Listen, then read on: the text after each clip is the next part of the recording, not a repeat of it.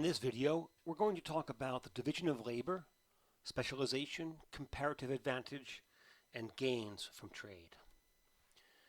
Now you can imagine if you're stranded alone on an island, the way Tom Hanks was in the movie Castaway, there wouldn't be any opportunities for you to divide labor or to specialize or to trade. In fact, there's really no one else to share the work with or to divide up the tasks with. You'd still be required to make decisions, to make choices and trade-offs, but you wouldn't be able to do that with anybody else. You wouldn't be able to divide up the work and to specialize. Now, with just a small group of people, as you might find also stranded on a remote island by themselves, the Swiss family Robinson would have some opportunities to divide labor and to specialize. And even though it's a small number of people, maybe the smaller children could fish and collect firewood and do things like that, and the older kids and adults could worry about building the house where they're going to live and cooking. And so with a small group of people, you have opportunities to divide labor, to specialize, and to break up the work that way. And of course, our modern society is based on an extensive division of labor, an extensive amount of specialization, and global trade. It was Adam Smith in The Wealth of Nations who first talked about the division of labor and specialization of functions as being the primary source of a way to increase production. He was trying to understand what made certain nations more productive, more wealthy, and the fact is he decided that the more a nation divided labor and specialized, well, the greater was the production that would result in that process. He gave the example of the pin factory, and in the way the story goes, the way it's written in The Wealth of Nations, is that he went and observed a pin factory. A pin is what they used to, is today what we call a nail. And he found that if you had people working by themselves, especially if they have never done it before, they really couldn't make very many pins in a given day. They might make a few or no more than 20. But if you divided the work up, if you divided the labor and then specialized, one person might cut the wire, another person might straighten it, a third person would sharpen the one end. There'd be 2 or 3 tasks involved in affixing the blunt end that we strike with the hammer. If you had 10 men and you arranged the tasks, you divided the tasks and then specialized, well, you could produce 48,000 nails, as many as 4,800 per person if there was 10 people working in this process. So just by dividing labor and specializing, we could produce a tremendous amount of nails, far more than we could if people were working independently and we were not dividing labor and we were not specializing.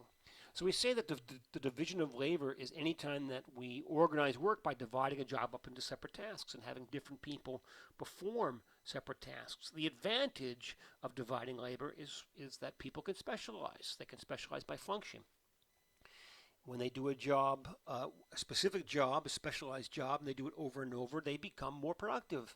They develop skills, they develop experience, knowledge, that over time, just by the fact that they're performing the job, they become better at it, more productive at it. So dividing labor allows us to specialize, and specialization allows us to be more productive.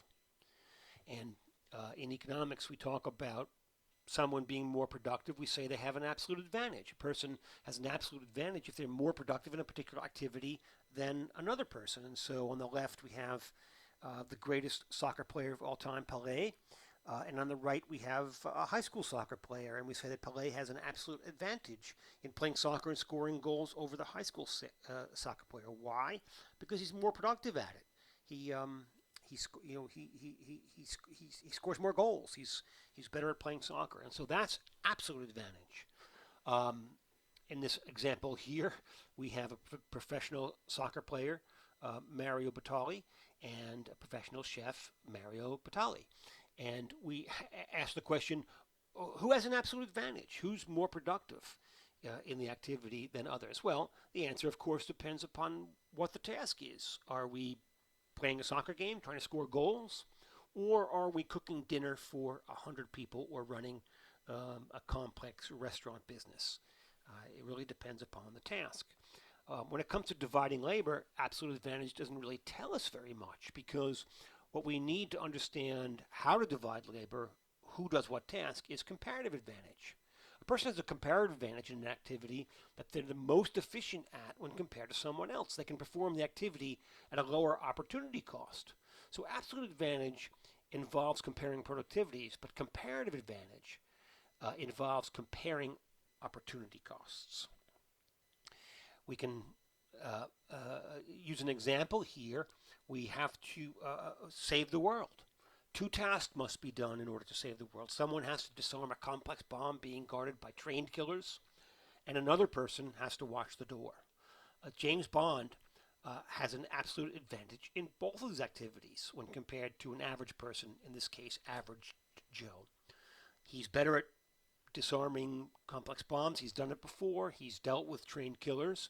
And he's also very good at watching the door.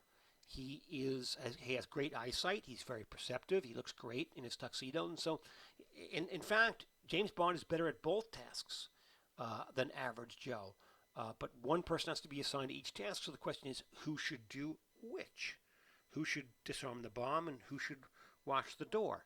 Well, I think the obvious answer is that James Bond should disarm the bomb and average Joe should watch the door. And that's because, and that's the correct answer, because of comparative advantage. James Bond has a comparative advantage in disarming complex bombs that could destroy the world being guarded by trained killers. And average Joe has a comparative advantage in watching the door. And we say he has a comparative advantage, average Joe, watching the door, even though we know that James Bond's better at it. Why?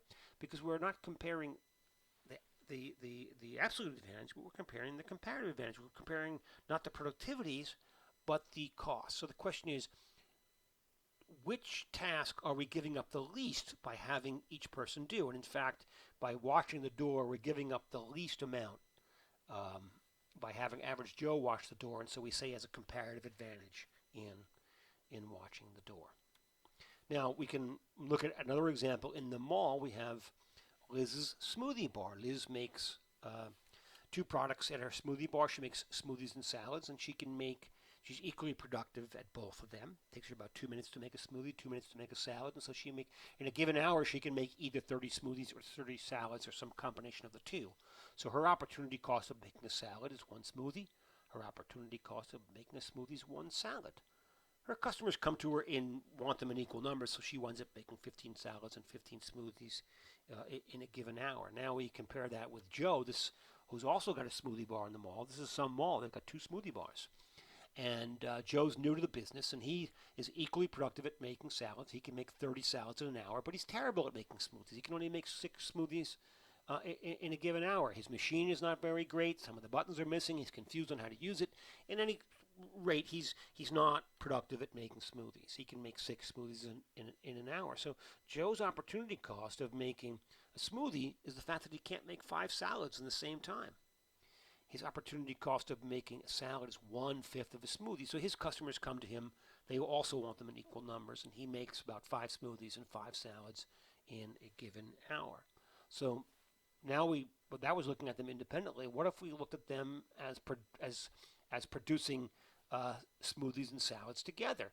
Well, if we were to have them specialize in the thing that they had a comparative advantage in, we know that Joe's opportunity cost of making a salad is 1/5 of a smoothie. He only gives up 1/5 of a smoothie to make a salad, where Liz gives up a whole smoothie. So Joe's opportunity cost of making a salad is less than Liz's. He has a comparative advantage in producing salads. And so if we're dividing labor, we do it based on comparative advantage. We want Joe to make the salads. And if we look at Liz now, Joe's opportunity cost of making a smoothie is 5 salads. When he makes a smoothie, he can't make 5 salads. Liz, her opportunity cost of making a smoothie, of course, is only 1 salad. So Liz has an opportunity cost of a smoothie that's less than Joe's, and she has a comparative advantage at making smoothies. Liz's comparative advantage is making smoothies. Joe's comparative advantage is making salads. That's true even though they're equally productive at making salads. Why? Because Joe is least worst at making salads. We're giving up the least. The opportunity cost is the lowest by having Joe make salads and Liz make smoothies. So if we have them focus their production based on their comparative advantage, Liz would make 30 smoothies and no salads. Joe would make 30 salads and no smoothies. And you already see that we're more productive. There used to be 20 smoothies and salads in the mall, and now there's 30 smoothies and salads in the mall. So already we're more productive. We've made more. But um, we have another problem to solve. They have to sell both products. Even if they produce their products based on comparative advantage, they still have to sell both the products. So we have to now do some swapping. And so the way we do this is Liz gives Joe 10 smoothies, and Joe gives Liz 20 salads. Now the first thing we notice is it's not really even, but it doesn't have to be. After they trade, Liz has more. She has 20 smoothies and 20 salads. Joe also has more. He has 10 smoothies and 10 salads. So we can see that Liz gained 5 smoothies and 5 salads. Joe gained 5 smoothies and 5 salads. So both have more after they divide the labor and specialize based on comparative advantage and then trade. They both have more smoothies and salads than they did before, and the mall has more smoothies and salads than it did before they got together and divided labor and traded. So we can see this on the production possibilities frontier. On the right is Liz's production possibilities frontier. She is producing 30 smoothies or 30 salads in an hour. In fact, she actually produces at point A 15 of each. Joe is equally productive in salads. He's terrible at smoothies, and so he's producing at point A, which is 5 of each. But that's before they get together and specialize and trade. After they specialize, after they get together and divide the labor based on comparative advantage, you can see Joe already has, he moves from point A to point C. He goes from 5 of each to 10 of each. Liz also goes from point A to point C. She goes beyond her production possibilities frontier, and she goes from 15 of each to 20 of each. So they both are able to produce more, or both are able to have and to sell more by dividing the labor, by specializing along the lines of comparative advantage and then trading after they have done that. So we say that trade is mutually beneficial. And this is a universal principle. Both parties are better off after an exchange. And this is true even if one person has an absolute advantage at everything. So dividing labor, specializing, and trading results in greater production. And so trade is mutually beneficial. This is not only true at the mall, this is true with an individual transaction. If I had an old iPhone that I was selling on eBay and sold it to somebody for $249, well, I'm better off because I have the $249. I value that more than the old iPhone I have. The person who bought the iPhone is better off because they value the phone more than they value the $249 or what they could buy with $249. So trade is mutually better off. Trade and exchange is mutually beneficial even amongst individual people. How do we know this? Because neither party would agree to the exchange if this wasn't true. So this is true with individual people. It's true with Joe and Liz and the smoothie bars in the mall. It's also true between countries. Trade is mutually beneficial and both parties are better off because they exchange, because they have trade. And so if you look at the United States and Mexico, Mexico is the largest trading partner with the United States. And so Mexico sends oil and medical instruments, vegetables, fruits, alcohol, and rubber, and a number of other things to the United States. In exchange, the United States sends machinery, electronics, fuels, plastic, and vehicles. And they're both better off by trading. They're both better off by dividing the labor, by producing the things that they have a comparative advantage in, that they can produce at the lowest opportunity cost, and then trading. And this is true even when a country has an absolute advantage in everything, or both things, or all things. They still benefit by specializing and trading. And so the universal idea here in economics is that trade is mutually beneficial. Everyone gains from trade. Now, in order for us to realize the benefits of trade, the choices of all the individuals in all these different places have to be coordinated. And how does coordination happen? Well, we rely on social institutions such as property rights and markets, the price system, firms, and money. And these institutions have evolved over many, many centuries. And these help us coordinate our activities and realize the gains from trade. And so the main coordination vehicle we have is the market system and the price system. Markets connect individuals and firms, all the factors of production and goods and services to maximize the benefits that we achieve from specialization and from trade.